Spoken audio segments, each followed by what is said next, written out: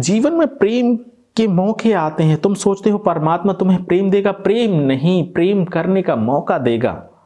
हर एक पल जीवन हमारे लिए बहुत कुछ लेकर आता है, हमारे लिए संभावनाएं लेकर आता है। संभावना क्या? करने की, देने की। तो प्रेम क्षमता का नाम है, प्रेम हमारी कैपेबिलिटी है। प्रेम वो भाव है जो और बढ़े और बढ़े तो प्रार्थना बन जाए, और बढ़े और बढ़े तो परमात्मा के साथ एक होने में कारण बन जाए। आपने प्रश्न पूछा है तो बड़ा अच्छा प्रश्न है। दरअसल ये प्रश्न पूछना ये जाहिर करता है कि अब धीरे धीरे करके हम एक नए विज्ञान की खोज करेंगे। एक विज्ञान है, विज्ञान की एक शाखा है जिसको बोलते हैं पैलेंटोलॉजी, जिसमें हम ऐसे जीवों का अध्ययन करते हैं जो या विलुप्त हो चुके हैं और वो किस तरह से जीते थे, क्या उनकी लाइफ स्टाइल थी, वो क्या उनका आकार था, वो किन परिस्थितियों में पले बड़े हुए, किन वजह से वो मारे गए, इन सब का अध्ययन किया जाता है। नाम है जीवाश्म की, पैलेंटोलॉजी।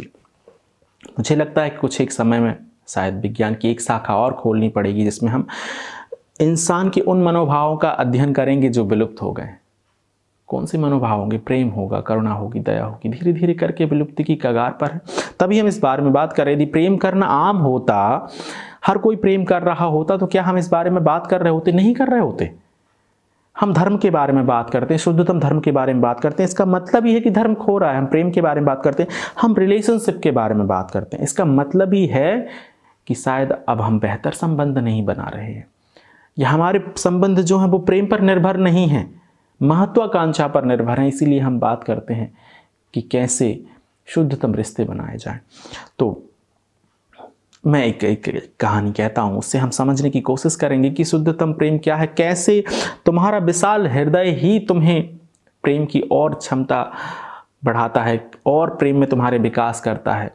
बीज लगाते हो और एक बड़ा वृक्ष बन जाता है। तो कैसे बनेगा? अब तुम बीज को ही ना उगने दो, ना पनपने दो, उग जाए तो पानी ना दो, उसकी डगालों को काट दो, उसको बोंजाई बना दो, तो ये तुम पर निर्भर करता है। तो कहानी कुछ ऐसी है कि फ़कीर और उसकी पत्नी एक झोपड़े में विश्राम कर रहे हैं, लेटे हुए हैं। बाहर बहुत तेज़ बारिश है, धूप अंधेरा, काली घनी रात है, थोड़ा कुछ तूफान भी है। विश्राम कर रहे हैं फ़कीर और उसकी पत्नी। किसी ने कुंडा खड़काया तो पत्नी बोली कि कोई राहगीर होगा और बाहर कुछ छाँव है, वहाँ खड़ा रहेगा, अंदर तो जगह है नहीं, हम फिर लेटेंगे कैसे? तो फ़कीर ने कहा कि लेटने की ज़रूरत क्या है, कोई राहगीर है, कोई मुसाफिर, कोई मित्र आया है, कोई अपरिचित मित्र आया है। ये भाव को महसूस करेंगे तब समझेंगे कि प्रेम क्या है।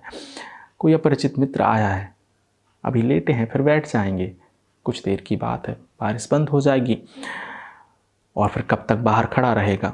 पत्नी ने कुंडी खोली, राहगीर अंदर आया। पहले लेटे थे, अब बैठे हैं, तीनों बात कर रहे हैं, सामने दिया जल रहा है।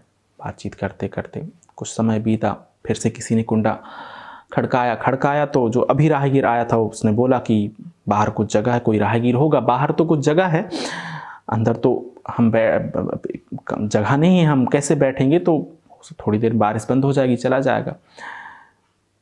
तो फ़कीर ने बोला कि जगह तो पहले भी नहीं थी, जब तुम आए थे जगह तब भी नहीं थी, जगह बन गई, तुम आए, प्रेम था तो जगह बन गई, वो आए हैं, यदि प्रेम है तो जगह बन ही जाएगी, तुम कुंडा खोल दो। कुंडा खोला। अब थोड़ा दूर दूर बैठे थे, थोड़ा पास पास बैठना पड़ा, झोपड़ी छोटी है, बैठे हैं, बातचीत कर रहे हैं। बारिश थोड़ी और बढ़ी और एक अचानक से मुसाफिर आया और दरवाज़ा खड़काया। कुंडा तो खड़काया नहीं इस बार। तो राहगीर जो अभी आया था उसने बोला अब तो जगह भी नहीं है, अब कहाँ बैठेंगे, कहाँ उसको रोके, कोई यदि राहगीर होगा तो। पर किंतु उन्होंने कहा कि देखो कौन है। देखा तो एक गधा था, वो दरवाजे में अपना सर मार रहा था। तो फ़कीर बोला कि उसको अंदर ले लो। तो उसने कहा कि नहीं, ये तो जानवर है, ठीक है बाहर खड़ा है और छाँव है, अभी कुछ देर में बारिश बंद हो जाएगी, चला जाएगा। तो फ़कीर ने बोला नहीं, ये तो फ़कीर का झोपड़ा है, अमीरों का महल नहीं। अमीरों के महल में तो इंसान के साथ भी जानवरों जैसा बर्ताव किया जाता है, ये फ़कीर का झोपड़ा है, यहाँ जानवरों के साथ भी इंसान जैसा बर्ताव किया जाता है, उसे अंदर ले लो। उसे भी अंदर ले लिया। अब 4 लोग बैठे थे, अब 5 लोग खड़े हो गए। तुम सोचते हो कि प्रेम कुछ अलग चीज है, कोई अलग भाव है, इससे करूंगा इससे नहीं करूंगा, मेरा हो गया मुझे क्या। ये भाव जैसे तुम्हारे भीतर पैदा होता है त्यों त्यों जो प्रेम का पौधा है मुरझाने लगता है, सिकुड़ने लगता है। तुम घर से निकलते हो और सोचते हो आज दफ्तर जाऊंगा और आज कोई मुर्गा फंसेगा। सैलरी तो मिलती ही है, किंतु आज कोई मुर्गा फंसेगा, उसका काम कराऊंगा तो उससे पैसे ऐंठ लूंगा। तुमने सोचा ही नहीं कि जिस पल तुमने किसी का शोषण करना चाहा, पैसे ऐंठ लूंगा, क्या करूंगा, पैसे ऐंठ लूंगा, पैसे ले लूंगा, रिश्वत ले लूंगा और उससे बच्चों के लिए तोहफे लाऊंगा, बच्चों को प्रेम करूंगा। तुमने सोचा ही नहीं, तुमने समझा ही नहीं, तुमने जाना ही नहीं प्रेम को, कि जिस पल तुमने किसी का शोषण करना चाहा, किसी का भी शोषण करना चाहा, उस पल तुमने प्रेम के पौधे पर तुमने पेस्टिसाइड डाल दिया, कुछ ऐसा तुमने डाल दिया कि अब वो पौधा बचेगा नहीं। तुमने उसकी जड़ें काट दी, तुमने उसकी शाखाएं काट दी, तुमने उसको वंजाई बना दिया। प्रेम तो भाव था, वो और बढ़ता और फलता और फूलता। जब वो कोई, तुम किसी दफ्तर में काम करते, कोई आता, तुम सहयोग करते, ऐसे सहयोग करते कि परिचित अपरिचित मित्र है, मित्र ही तो है, ऐसे सहयोग करते और वो प्रेम बढ़ता चला जाता। तोहफे की जरूरत नहीं बच्चों को, उस मनोभाव की, जो मनोभाव बढ़ा उस अपरिचित व्यक्ति के साथ में, वो तुम घर आते प्रफुल्लित होते, भीतर से तुम्हारे आनंद फूट रहा होता, क्योंकि तुमने आज किसी का सहयोग किया है। तुम नहीं समझ पाते कि क्या घट रहा तुम्हारे भीतर, किंतु प्रेम घट गया। प्रेम से सराबोर घर आते और पत्नी को एक प्यारी सी मुस्कान के साथ देखते, प्रेम और बढ़ जाता, पत्नी और दीवानी हो जाती तुम्हारी, तुम समझे ही नहीं।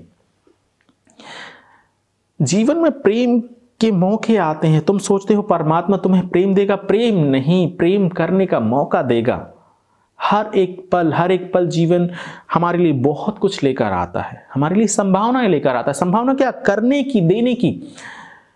एक गड्ढा खोदते हो, तुम क्या करते हो, एक गड्ढा खोदा तुमने, खाली जगह बना ली, पानी जो है रिस कर उस जगह पर आने लगा। तुम्हें सिर्फ एक स्पेस बनाना था, तुम्हें एक खाली जगह बनानी थी। जैसे ही तुम प्रेम करते हो और कुछ खाली जगह बनती, सारी प्रेम की तरंगें तुम्हारी ओर प्रवाहित होने लग जाती।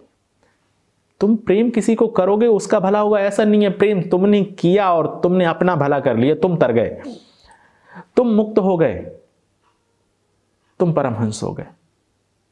लव इज इनफ, प्रेम काफी है, यही है प्रेम, यही है सच्चा प्रेम। झूठा सच्चा प्रेम कहना तो अपराध है। प्रेम शब्द काफी है। सच्चा लगाएंगे तो उसके साथ तो अन्याय हो जाएगा। सच्चा झूठा प्रेम तो होता ही नहीं। प्रेम ही काफी है, सिर्फ प्रेम होता है। ऐसे करेंगे प्रेम, जब तुम अनंत परवाह हो जाएगी हर किसी के लिए, जिसको जानते हो, जिसको नहीं जानते। ये मेरा दुश्मन, इससे प्रेम करूंगा, वो मेरा मित्र है, उससे, ये मेरा दुश्मन, इससे प्रेम नहीं करूंगा, मित्र से प्रेम करूंगा, अपनी प्रेमिका से प्रेम करूंगा। ये मेरा बिल्कुल कट्टर शत्रु है, इससे प्रेम नहीं करूंगा, इससे तो मेरी बनती नहीं। पड़ोसी है, पड़ोसी से तो प्रेम हो ही नहीं सकता। तुम समझे ही नहीं कि जिसकी शाखाएं निकलती, पहले तो पड़ोसी तक पहुंचती। तुम पुष्प थे, तुमने फूलों की दुकान खोली, तुम्हारे घर सुगंध थी, और सुगंध को पाकर के लोग तुम्हारे पास आते, कैसे आते, किंतु तुमने सुगंध को पड़ोस से ही बाहर नहीं जाने दी। पहले तो पड़ोसी को मिलती, तुमने पड़ोसी को ही प्रेम नहीं किया, उसकी ही परवाह नहीं करी। जब तुमने पड़ोसी की परवाह नहीं करी, उसको प्रेम नहीं किया, उस तक सुगंध को नहीं जाने दिया, उस तक सुगंध जाती, तुमने सुगंध रोक ली। अब कैसे लोगों तक सुगंध पहुंचेगी? तो प्रेम क्षमता का नाम है, प्रेम हमारी कैपेबिलिटी है। प्रेम वो भाव है जो और बढ़े और बढ़े तो प्रार्थना बन जाए, और बढ़े और बढ़े तो परमात्मा के साथ एक होने में कारण बन जाए। तुमसे जितना हो सके उतना प्रेम करो। तो आपने प्रश्न किया, क्या है प्रेम, सही प्रेम क्या है, सच्चा प्रेम क्या है, सच्चा झूठा कुछ नहीं। प्रेम क्या है? यही है प्रेम, एक भाव जो अनंत परवाह लेकर आता है। आपने प्रश्न किया, इसके लिए बहुत धन्यवाद। आपके प्रेम के लिए अनुग्रहित हूँ। आप सभी के भीतर उपस्थित परमात्मा को मेरा प्रणाम स्वीकार करें।